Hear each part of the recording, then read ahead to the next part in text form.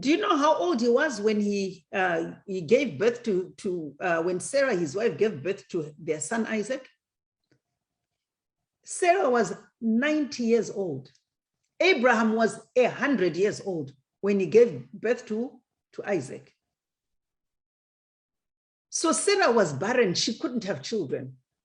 But you know what? Abraham waited upon the Lord. Sarah waited upon the Lord. They trusted God that even though their bodies were too old. Can you imagine your grandmother having a baby at the age of 90? I can't imagine it. Because they are far gone, right? They are now too old to look after a baby, too old to do all the responsibilities that you expect a young mother to do.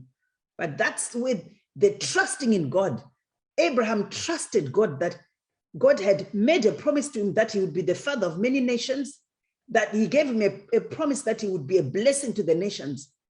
And so he didn't look at the condition of his old body, but he trusted that despite the old body, God would make him productive and he would produce a son.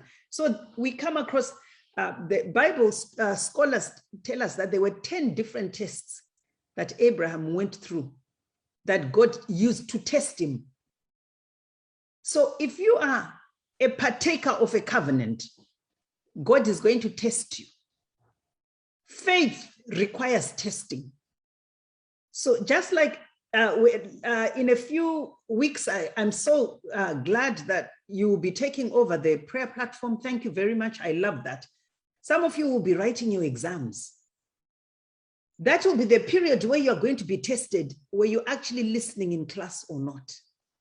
Did you understand the subject or not? So also with us, we are tested in order for God to see, do we trust him or do we trust ourselves? Now, what are some of those tests that come? Sometimes it is a challenge that can come in the form of you can get sick in your body. That can be a way in which your faith is tested. You may lose a loved one, a sibling, a parent, a grandparent. The question is, are you going to put your trust in God or are you going to lose trust? You can also be tested by what? Maybe you lose your suitcase or your clothes. And or maybe you had a very good friend who you got along, you did everything together, and one day the friend woke up and said they didn't want to be your friend anymore.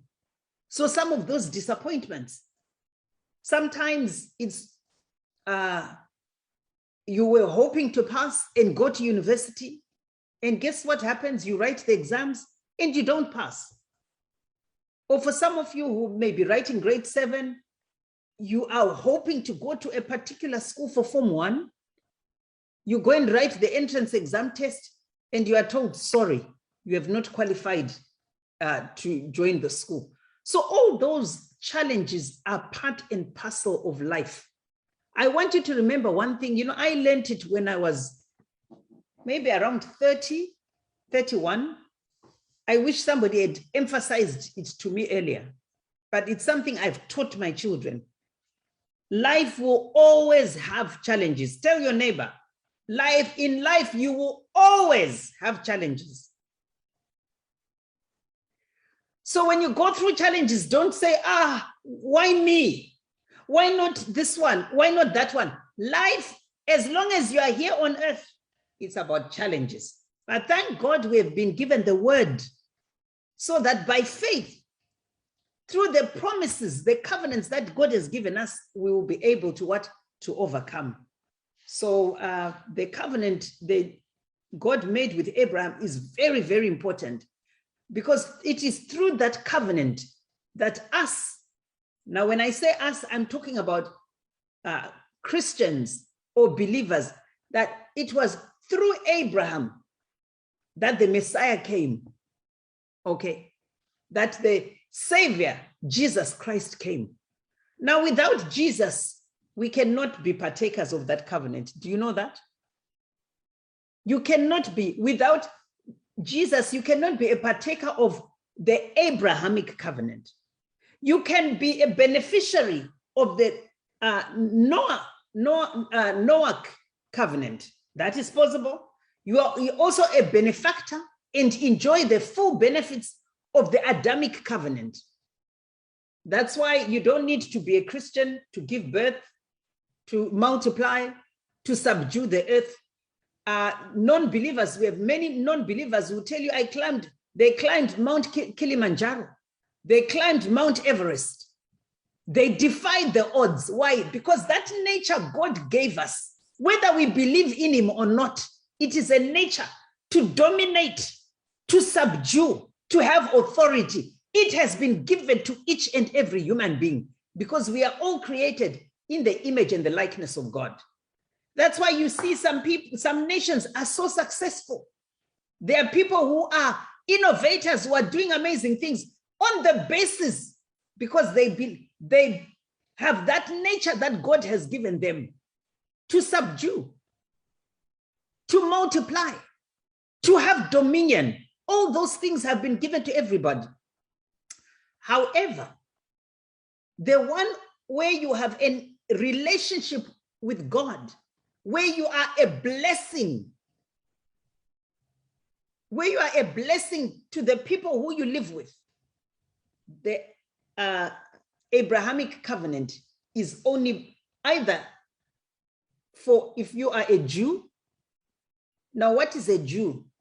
It is Abraham had a son called Isaac.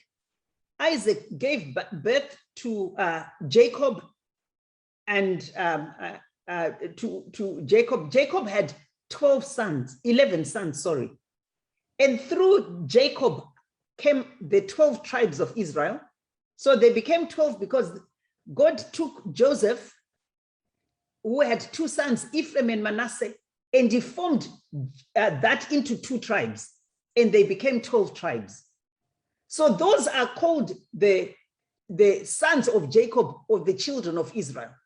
However, there was a war between the sons of Jacob. When they became a nation, they fought against each other, and their kingdom was split into 2.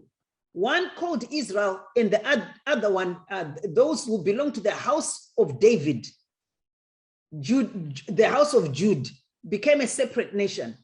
And the house of the ones who were, and the 10 tribes then scattered. God scattered them all over. They are all over the world. But the ones that remained in the promised land, that have remained intact, are the ones that are what we call the Jews today. Those are the ones who live in Israel or identify themselves and live all over the world. So the covenant was made with those ones. But we, as believers, as Gentiles, we are grafted in.